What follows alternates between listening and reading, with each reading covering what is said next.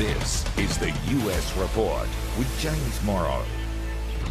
Hey, good evening and welcome to the program. Here's what's coming up tonight. The president has a call with the prime minister with plenty on the table. Hang on, are they friends again? Plus, what did he know and when did he know it? More details come out about the Fauci diaries. And I tell you what, these are horrifying. Also, Trump plays the old switcheroo and slips out the back of Air Force One. And guess what? The press ain't happy. But when are they? Anyway, but first, if you loved Woke 1, get ready for Woke 2.0. Come along with me this evening as we take a stroll over to the intersection of culture and politics, where the old politics of woke weirdness and cancel culture meets a new breed of Democrat activist, and where we trade what now seem like silly affectations like pronouns for an agenda that is more anti-capitalism, anti-West, and anti-Israel. Oh yeah, that one, by the way, that's the big one. Now let me tell you about this here, because a couple of things happened this week. There was another round of Democrat primaries for offices like senator and governor in Midwestern, Middle American states. And more about those results in a moment. And then we also had the really startling comment, the really startling statement from Congresswoman Alexandria Ocasio-Cortez, who, of course, came to power in 2018 during peak woke, halfway through Donald Trump's first administration. Well, she's gone back and reflected on that period. And here's what she had to say about everything that had gone on back then and why, well, it's okay that today's new breed of Democrat socialists have said things that stem from that era. Things like defund the police.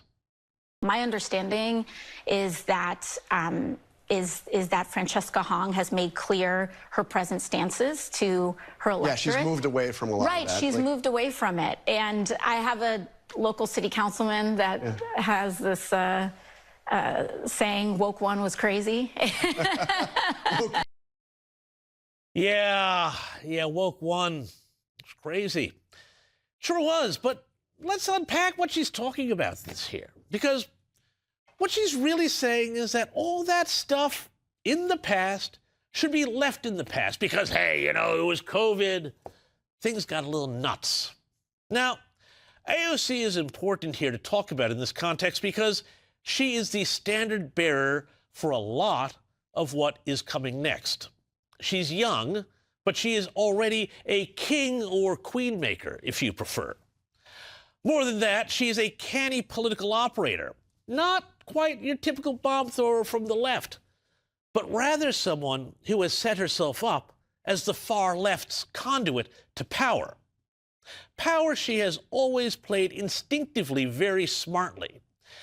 Indeed, for all her revolutionary rhetoric, she also has stayed very close to the real centers of power, such as during the Biden administration. Just look at that picture right there. Again, when she set herself up as the bridge between the new young radicals and the old party brass. Which then brings us back to some of the results from the past week. And I have to ask a question about what's going on in the Democrat Party. Has some sort of bargain been struck? Because the Democrat establishment is now taking positions of the hard left Democrat socialists, while the hard left, it seems, is getting around to the idea where it agrees to not push their bonkers candidates too far here. This is why, for example, when it came to Francesca Hong, again, we talked about her last week, she was an atrocious candidate. Big names like Bernie Sanders and, yes, AOC steered clear of her. She ultimately lost her primary to run for the Senate from Wisconsin. But it turns out her stances of hating national holidays and being uncomfortable around, quote, whiteness was too much for everybody. But put Hong aside, because elsewhere, there are plenty of other races that went the other way, where the hard left progressive won with endorsements from the establishment. In Minnesota, nearby, other radical leftists like Penny Flanagan won their primary elections. She is a hardcore anti-Israel candidate who smeared her opponent as a tool of the Jewish lobby. And she was endorsed by AOC. Are you seeing how this works here? The hard left, anti-capitalist, anti-Israel wing of the party is being absorbed into the mainstream of it. And if it keeps up, they, the left, will soon be the establishment. And this is why the whole thing about woke one that AOC has been pushing this week is actually so sinister. Because what she's trying to do there, well, this is an effort designed to try and make people forget. Say, oh, look, that was okay, don't worry about it. Even as something new and worse is being prepared to come down the road. What AOC and the left are saying to the average American who's looked at everything that's happened in the last 10 years, remember when all that was going on? The cancellations, the firings, the constant walking on eggshells, the destruction of universities, the Black Lives Matter riots, the COVID lockdowns, and the health advice that said don't go outside or gather in groups unless you're having a riot? Well, they're saying, forget it. It's all fine now. But there are two problems with that I see, and everyone with a brain should see through them. The first is that, well, if you fell for all of that once as a leader, and you want to be a leader of the nation, why should anyone trust that you won't fall for whatever idiocy is next? The second, of course, is that the woke 2.0 is coming. In fact, it's already here. And that takes us back to the original point of all this. The rise of the Democrat socialists, their absorption or takeover of the Democrat mainstream. And the fact that the next stage of woke that they are planning, what they seem to believe, is completely insane.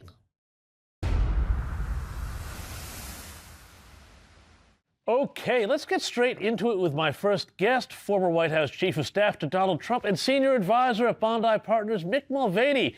Mick, before we get into some of the domestic U.S. politics, we were given news this morning here in Australia that our own Prime Minister Anthony Albanese and President Trump had a big old chinwag on the phone last night. Now, among other things, they fleshed out issues like the Middle East, AUKUS, and tariffs. Here's a little bit of what Anthony Albanese had to say. I always put forward Australia's national interest during these discussions. And the ask that I made of the President is that he consider full exemption or, at the very least, no increase, which is there. We've been subject to the 12.5% tariff. But despite the tariff issue, Mick, he described it in a way that seemed surprisingly warm given the very different ends of the political spectrum they come from. Mick Mulvaney, where do you see this as an indicator of relations between Trump and Australia? They're always able to be improved. How many times have we talked about on the show? You're never all the way out with Donald Trump. You're never all the way in, as various people are learning in the administration right now. But he's always interested in talking. And again, to your point about different ends of the political spectrum, he's never ever picked his friends based upon their politics. That's a generational thing. Young people do it today. You and I and folks older than us like Donald Trump don't. We don't pick our friends based upon their politics.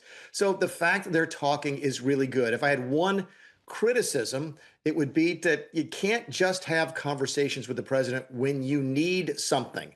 Sometimes it's good to just call and chat. So the fact that Albanese called to talk specifically about tariffs, yeah, look, I'm glad to hear the conversation went well. There's no question, but I can assure you that after a while, the President of the United States gets tired of taking calls from world leaders when all they're doing is asking for stuff from the U.S. Yeah, that would get kind of tiresome. Hey, Mick, though, I want to go back to the domestic politics in the U.S. where there's been so much fascinating stuff coming out of some primaries this week. The big one being that really atrocious Democrat candidate for governor, Francesca Hong, lost, but only just barely, to moderate David Crowley. I'd love your take. I spoke about this at the top of the show.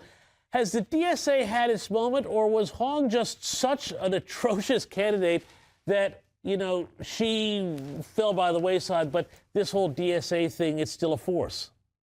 I think it's still a force. By the way, it's not lost on me that some folks in the progressive wing of the party, especially in Wisconsin now, the progressive Democrats, are starting to talk about election fraud because the polling had Wong up by such a large margin. And then on the night of the election, apparently 7 or 8 of the thumb drives that had some of the voting data on it came in as corrupted. So it is always fun to see what happens when the other side loses and wants to talk about election fraud. But anyway, she was a miserable candidate. She was. I was stunned to see she was doing so well in the polls anyway. Wisconsin, and as we've talked about. Yes, it's the home of the progressive left. It is the roots of the progressive movement in the United States, but it's still a Midwestern state. And for those watching in Australia, that's not like the New York City. That's not like Boston. That's not like San Francisco or Los Angeles. The coasts are heavily, heavily progressive in this country. The Midwest is not. So look, it's going to be a tough race now for the Republicans. They were counting on Wong winning and then walking into that Republican governor's mansion, but they're going to have a battle in their hands with a more centrist Democrat. But that's why we have elections. Well, that is why we have elections. But I mean, you talk about the difference between the coasts and the Midwest, and I get that very clearly. But it is interesting.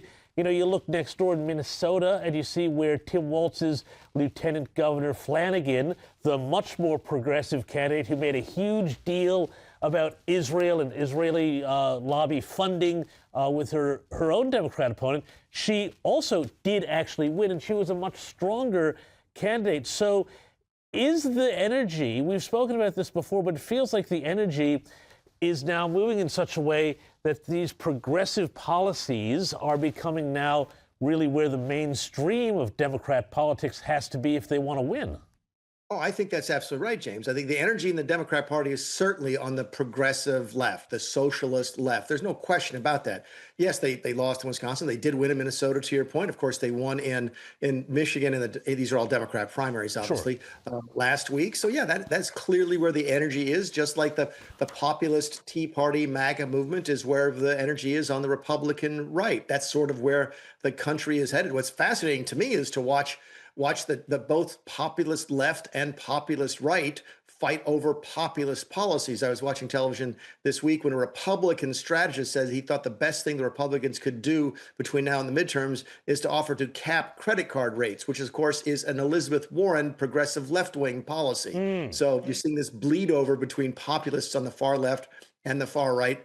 Again, it's one of the things that makes American politics so fascinating to watch. Well, this is going to be so fascinating, Mick, because everybody who talked about, the horror of Trump and right-wing populism, once that starts to come from the left, it's going to be a very different set of commentary, I predict. But hey, Mick, I also want to talk to you about another story this week here. This was really pretty disturbing to me. This was about White House health boss Anthony Fauci, and basically stories about the way he revealed in his private concerns that the vaccine could have been linked to miscarriages in expectant mothers. And it sounds like in his own private conversation, he was asking about, this issue of the cytokine storm that was created by the vaccine, and whether or not that could cause problems for pregnancy, but then going on and saying, oh, no, everything's fine. Pregnant women should get the vaccine. I've heard a lot of people say things anecdotally that say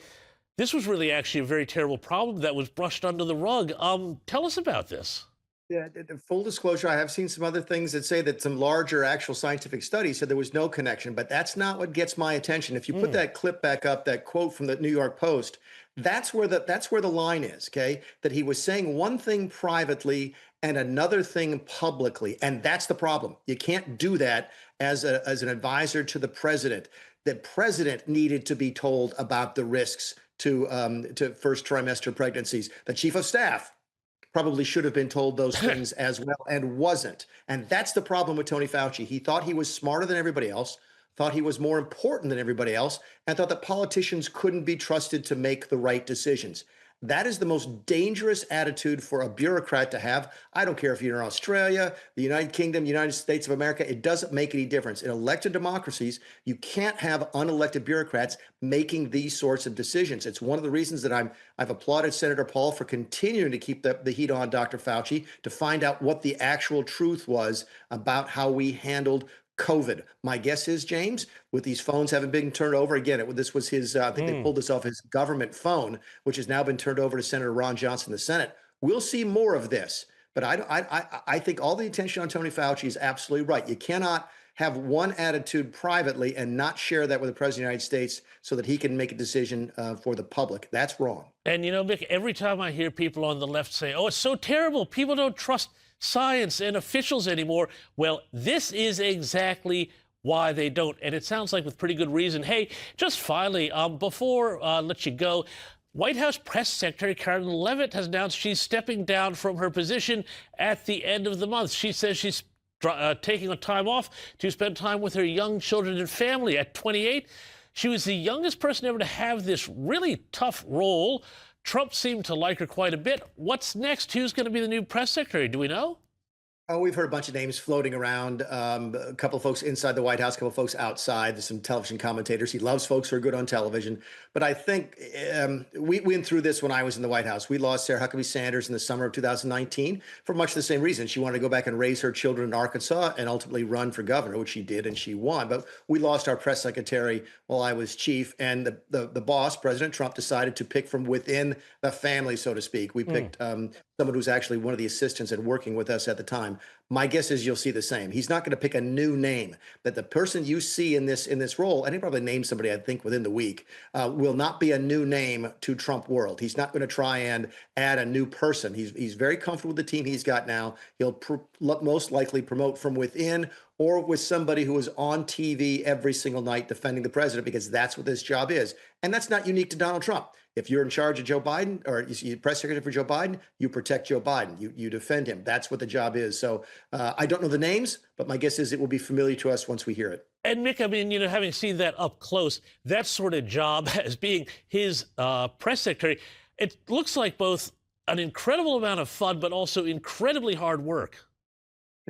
Yeah, it's one of those 24-hour a day kinds of jobs, and sometimes you have to you tell the press secretary go out and say this, and that's when you're not really sure what to say. You have to tell them to essentially stall. We don't know what we're going to say about X, Y, and Z at this point, so go say something.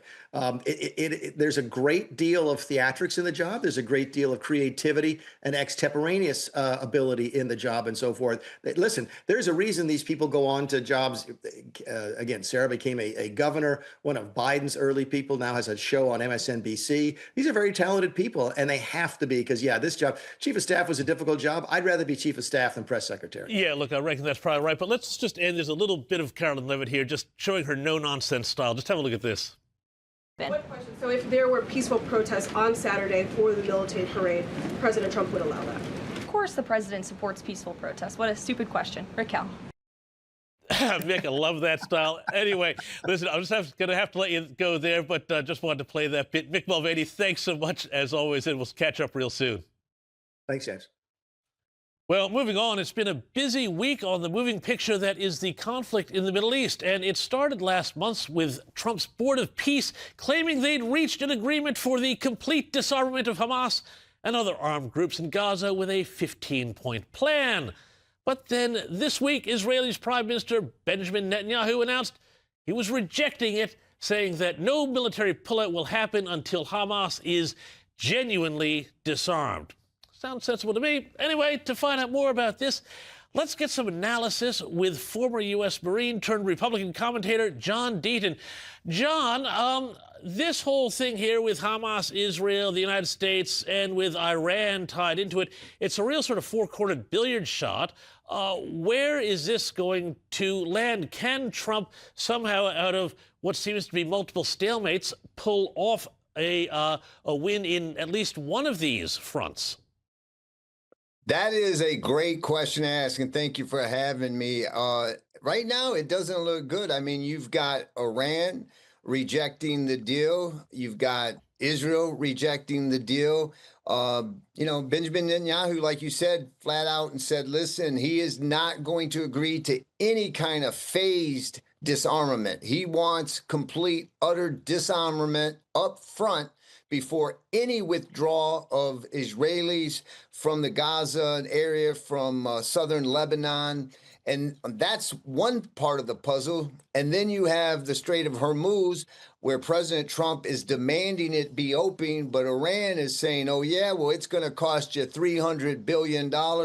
Plus, we want $100 billion a year in fees so that we can rebuild the damage that you've done. Israel says that's just an opportunity for them to build their military to strike Israel. It's a real pickle, and we got the midterms coming. Sure, it's a pickle, but let me put it to you this way, John. It does sound like there may be some movement here that hasn't quite surfaced yet.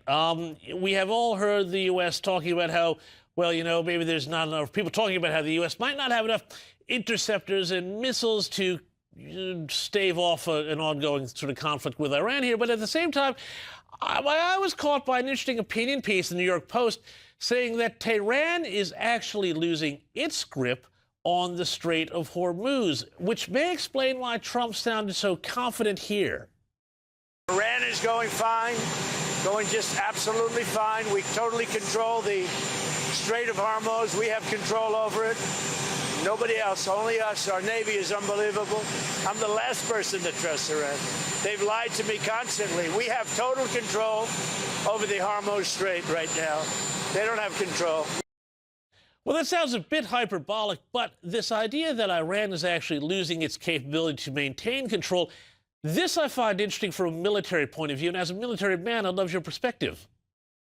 No, I think that's a great point. And it's not just the military leverage that they can't sustain, but this has demonstrated to the world that this narrow Strait of Hormuz that controls 25% of the global oil to the world, that maybe they should start investing in underground piping and bypass Iran. So Iran's losing it both on the military side, as far as how long that they can try to maintain control over the Strait of Hormuz, but also, will the Strait of Hormuz 5 years from now, 3 years from now, even be in play? And would it even cause them to have any leverage at all as we get away from that path of shipping? Well, yeah, look, there is that. But of course, you've got the Houthis down the Yemen end of the Arabian Peninsula.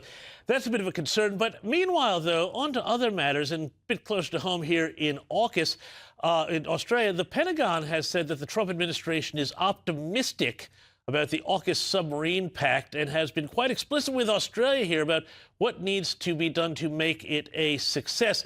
And this was all brought up in a phone call that our Prime Minister, Anthony Albanese, had with Donald Trump last night. Here's a little bit of the Prime Minister talking about that. We reviewed the significant progress that has been made under AUKUS, which remains full steam ahead.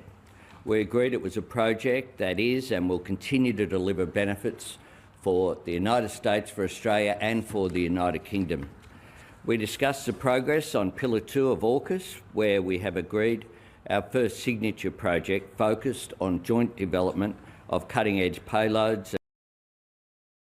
Now, it's that Pillar 2 that's really interesting because that's where a lot of undersea warfare devices and toys, for lack of a better word, are going to be developed. But in the United States, how much confidence is there around the AUKUS pact and the idea of integrating Australian military and particularly naval assets into the whole American command and control regime? I think it's absolutely critical, and I think it's great news. Listen, this alliance, this AUKUS alliance, is a core pillar of counterbalancing China's naval power, and it's a deterrence in the Indo-Pacific. Here's a reality in the United States that answers your question directly. We have lost our shipbuilding power. Here where I live in Massachusetts, the Quincy Four River Shipyard, it helped basically win World War II, and it's down to nothing. And so China actually has about 80 more ships than America. They have the largest naval fleet, but it's all basically surface, aircraft carriers and surface, the underground sea.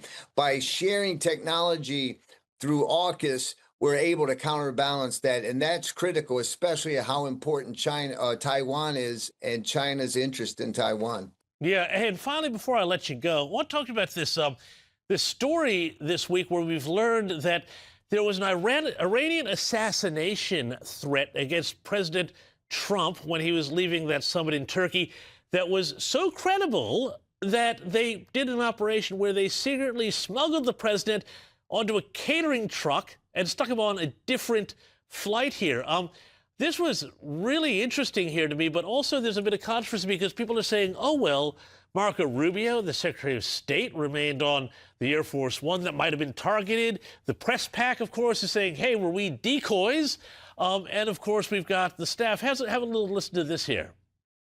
I go by Secret Service and the military.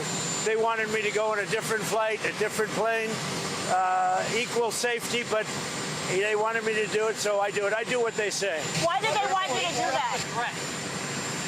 I guess there was a threat out there. I didn't really ask too much about it. I get a lot of threats. The more fascinating thing to me, John, is that there was a threat that was so credible that they saw fit to perform this act of subterfuge. Put aside, all the risks to everybody else here. This is quite alarming that Iran may have this capability, isn't it?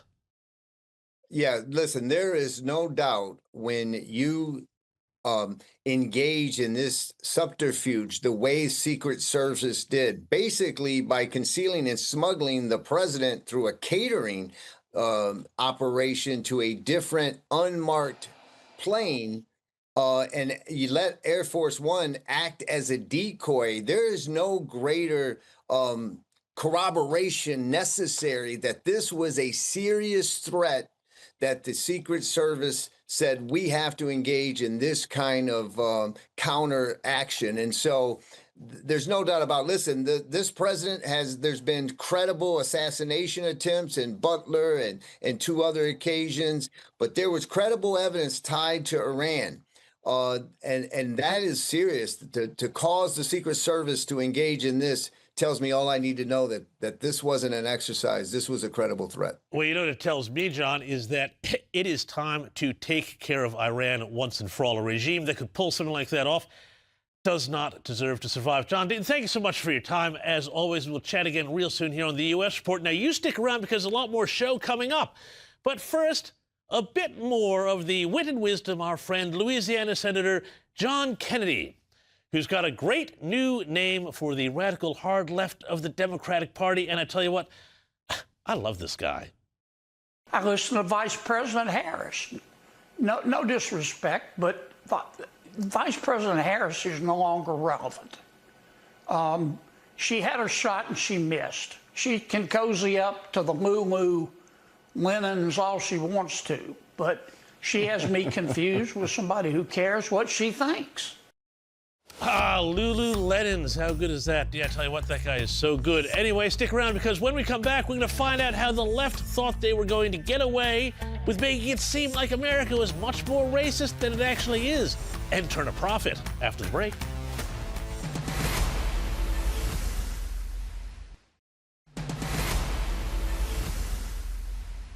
Welcome back to the program. Now, some shocking news this week as the Department of Justice arrested the former boss of the phony civil rights advocacy group, the Southern Poverty Law Center.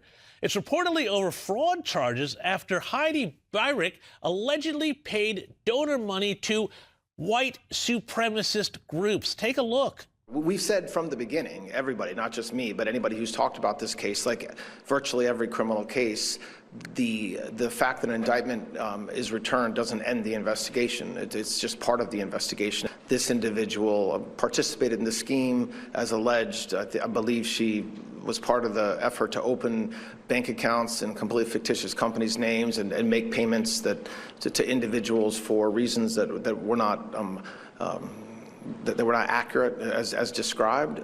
Well, it's more serious than that. To discuss it, let's bring in author and founder of Wrong Speak Films, Adam B. Coleman.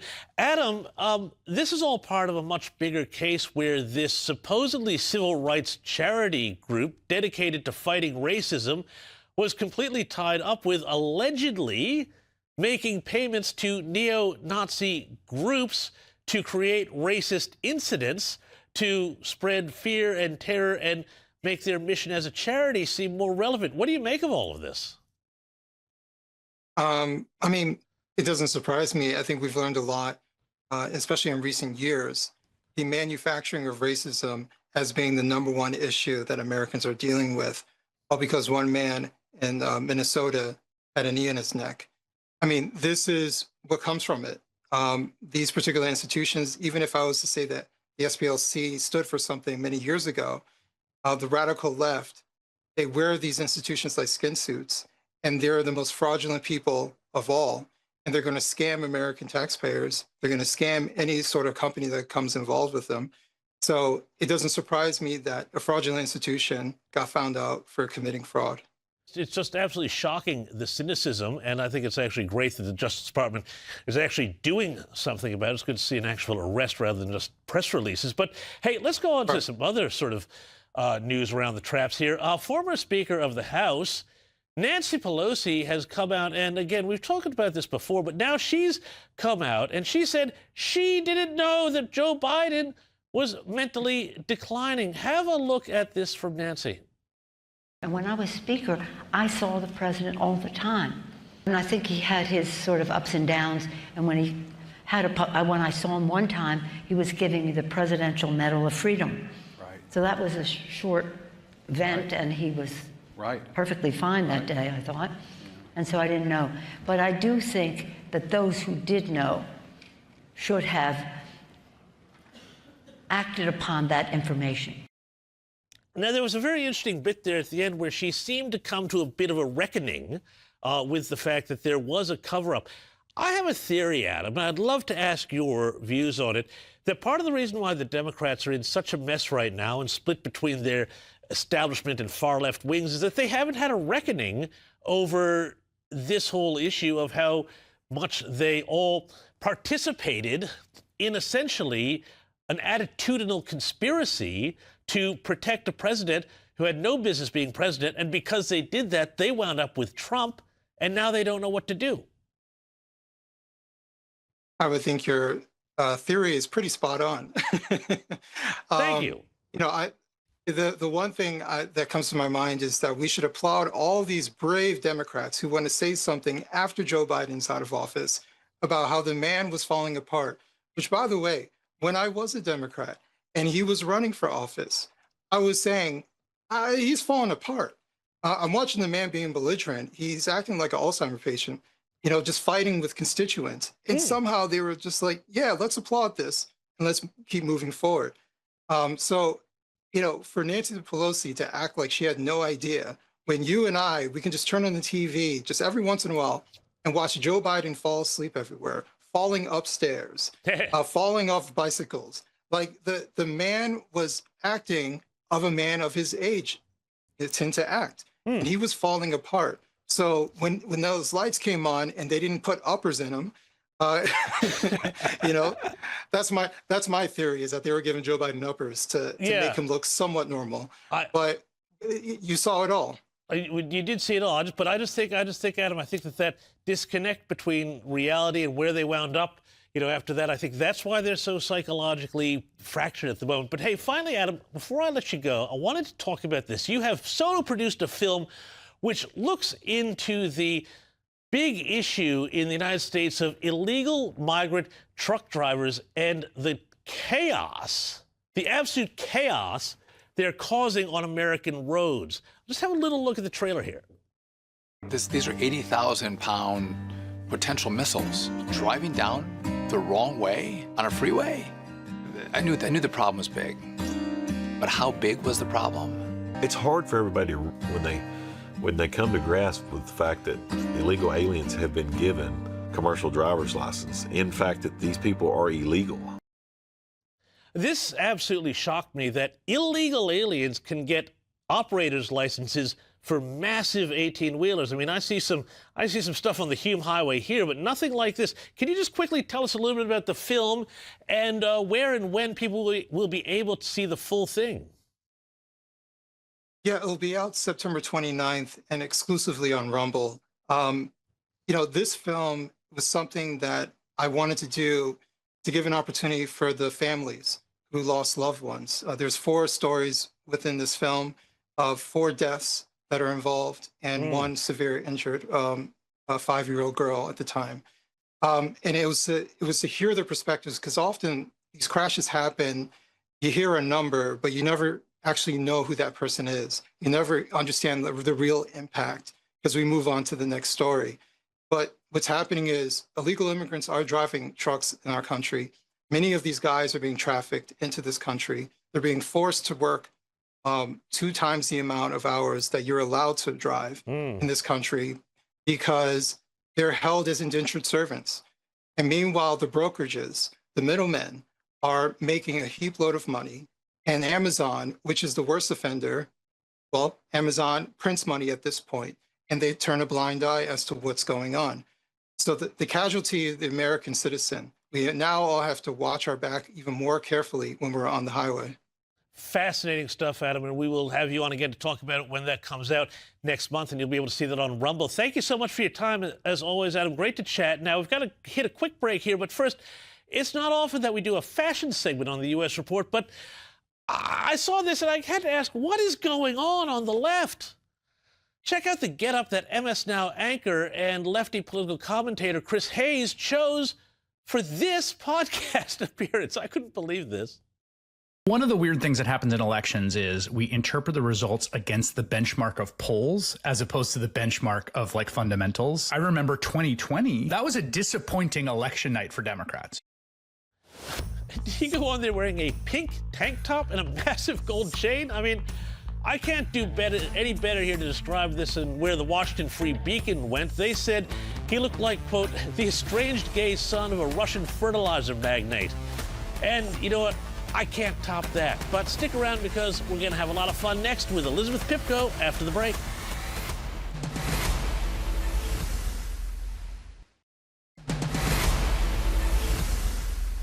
Hey, welcome back to the program. Now, the 2028 presidential elections seem like they're miles away, but you know, there's a lot of chatter already about who could be that Democrat nominee. And one name that is thrown around, one name I keep telling you here on this program not to discount, is Congresswoman Alexandria Ocasio-Cortez. And boy, hasn't she had a big week. Now, it started with news that she and fiancé Riley Roberts had busted up, and there was her throwing shade about him on a now-deleted video. By a loser, I mean someone who doesn't respect women, someone who doesn't respect you, someone who doesn't treat you well, someone that doesn't support your growth. Ooh, pretty chilly there. But there was more to that, too. And let's bring in to talk about this our final guest, RNC spokesperson, Elizabeth Pipko. Elizabeth, we also had the news here this weekend. She did a video of this as well, where she was going to be freezing her eggs with an idea to perhaps someday having a child, presumably not with the ex-fiancé. I'm really curious, though, about all of this stuff coming out in one week, and I'd love to ask your opinion. Is this about her framing herself in this context of women's struggles around life and adulthood and career and family choices in a way that's designed to maybe, am I being cynical, make her look very sympathetic to female voters in preparation for a 2028 run? Well, here's what I'll say. I think with a lot of these DSA candidates, a lot of these socialist-loving candidates, what we see is folks that actually know how to connect with people, folks that people think are relatable, great speakers, right? I think Mamdani, for example, is one of the most atrocious candidates we've ever seen in our country. I can't believe to this day that he's mayor of the town that I grew up in, but I think he speaks brilliantly. I think he's a great politician, and I think he's very convincing to a lot of young people. I would put AOC in that same camp. I think she has her finger on the pulse when it comes to what young people, especially those on the far left, are interested in. I think she's very relatable, and I think for someone like her who already has that base in her pocket, it is only a positive, to try to do more to convince them that she is just like them. For example, as you said, she shares their struggles. As a woman, she shares their thoughts and their hopes for one day having a family, even if that didn't happen for her yet at 36 years old. And I think for someone like her, this can only help, not hurt, considering on the Democrat side today, you don't really have many normal people left. So I can very much see why she's a front runner for that primary victory in 28. Yeah, no, it's fascinating because, one of the things I always say on this program is that given, all things being equal, the most normal candidate wins. And your point there, Elizabeth, about the relatable struggles, I think, does create that sort of sense of normality, even if her policies are fairly bonkers. But one person, though, who does not seem to be meeting the normal test at all to me is the Democrat Senate primary winner in Michigan, Abul El-Sayed, who keeps coming out saying things that are more and more bizarre. One day he doesn't like football. Now he's saying that he favors a communist-style seizure of private companies. Have a look. Are you in favor of public ownership models like the one Bernie introduced? So I want to actually take it a step further. Okay. I agree that we need public ownership, but I also agree that we need some system of public control. Yeah. Like, what is the point of democracy if it's not to protect us from existential risk? Yeah, I mean, the Soviet Constitution, I guess, guaranteed democracy and voting, too. You just had one candidate. This guy and these people that they are putting up and who keep winning these elections, they keep having nuttier and nuttier positions, and yet they're getting closer and closer to the reins of power. They are. Look, he's actually an interesting one, considering it was only a couple of weeks ago, I think, where he came out and actually said, despite the fact that he's endorsed by folks like Bernie Sanders, for example, he actually identifies as a capitalist, right? And then you hear videos like this and you realize that that could not be further from the truth. At the same time, though, we talked about AOC. AOC, like I said, kind of seems to know what she's doing. She did not endorse Graham Plattner when countless socialists did. She did not endorse Francesca Hong, who was leading by up to 30 points in polling and then ended up losing the other night. So it seems like she knows what she's doing, but she did jump in to support El-Sayed almost as quickly as she possibly could. So I think it's interesting considering she obviously thinks this man has a future in American politics. And when it comes to him, look, I think he actually has no idea what he's talking about. He doesn't know what he wants. All he knows is that he hates America. And whether that means crapping all over our system, our economic system, whether it means talking about football or July 4th or everything else that we love that he hates, I think all he knows is that fundamentally he wants to turn America upside down. But of course he's a capitalist. Deep down he knows that he is, because he's independently incredibly wealthy, ironically, while telling other people they don't need to strive to be themselves. Yeah, it's always the way, isn't it, with these people? But I mean, that's an interesting point there about the, some of these positions he's taking. And I'm again fascinated by the mainstreaming of them into the Democrat system. Is AOC sort of the bridge that helps to bring in some of these policies that are quite radical? And yet, if you were to scratch the surface with Democrats, particularly younger Democrats, the ones who vote for a guy like this, the ones who vote for a guy like Mamdani, this is where that energy is moving. It 100% is. And look, I think AOC should not be underestimated. I really think she's someone that can take a nutty policy like some that we've heard from a bunch of these candidates we've already discussed tonight, and she can make it sound like the right thing to do for you and your family. She sounds like a typical New Yorker that I grew up with. She sounds like she cares about you and your family. She sounds like she wants to go out to drinks with you and your friends and talk about the guy trouble that she has and that you have. She sounds like someone who gives a damn, and whether I disagree with her on politics or not, I think the average American has forgotten what it means to have a politician who really cares about them. And again, whether she does or doesn't, she comes off as someone who does, as someone who wants to make the world a better place. I think all of her policy proposals will fail, but that almost doesn't matter if people believe that she has the right opinions going forward. I don't know, I'm just getting this image in my head, Elizabeth, of AOC at some bar in Brooklyn smashing Long Island iced teas and proposing an ex-boyfriend tax or something like that. But just to stay on New York here for a second here, crazy story where the police have declined to give the wife of Zohran Mamdani, Rana Douaj, a police escort to the Middle East, to Syria, which is under a level 4 travel advisory, do not travel warning. Why on earth is his wife going there, and why should the police we wants to defund be protecting her? Well, that's the question, right? First of all, I want to know why the first lady, I guess, of New York City thinks that she has important business to do in Syria. I think when you live in the United States of America and you serve in one way or another the American people, you owe them some kind of an explanation when you find yourself traveling to Syria. And then again, on the police, like you said, these are folks that have said outlandish things about police, about law enforcement officers. Like I said, they hate America. They hate those that want to defend her. And for her to want to utilize those very police officers to keep herself safe in the Middle East while they watch New York City burn, I mean, it's exactly what we predicted for, months on the campaign trail. Nobody listened, and it's exactly what New York City got. Just to go over to California very quickly, big fight over a proposed wealth tax, and Google co-founder Sergey Brin has apparently donated more than $100 million, nice if you got that sort of money, designed to opposition to Proposition 40, which would impose a one-time 5% tax on California's 200 billionaires. Now, Brin would be in for $1.3 billion, but plenty of others, too, would be as well. This seems like actually money quite well spent, not just for him, but I mean, if California does this, Lord knows what level of wealth they're going to decide to start confiscating next, not just in California, but anywhere else. Right, and it's the reason so many people have left California, right? If you look at where people are fleeing from when it comes to the United States and where they're fleeing to, a lot of people are trying to get the hell out of California. But I think for Sergey Brin, for everyone else in California, anyone that is successful or wants to one day be successful, I think you should put your money where your mouth is and try to support the candidates that don't propose policies like this instead of fighting at the end of the day when things become way too late because you were scared to go up and support a Republican publicly. And I'll tell you what, it's billionaires one day, it's people who own their own house the next. Trust me, Exactly. We've seen this all before in history. Elizabeth Pipko, thank you so much for your time. As always great fun to chat. Now, don't go away because Only in America is up next. But first, hey, how about a little bit more of our old pal Abdul El Sayed? This may actually be the worst thing he's ever put out there on video. Makes me want to wag my tail. When it comes, I want to wail.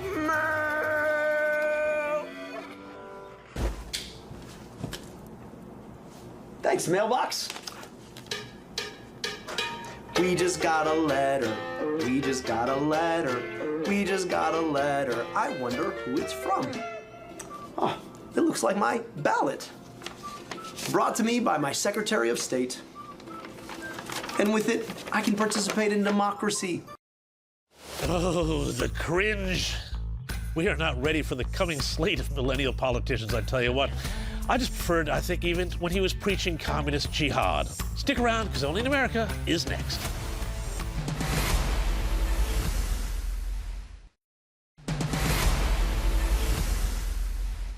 Welcome back to the program, and now it's time for a little segment we like to call Only in America.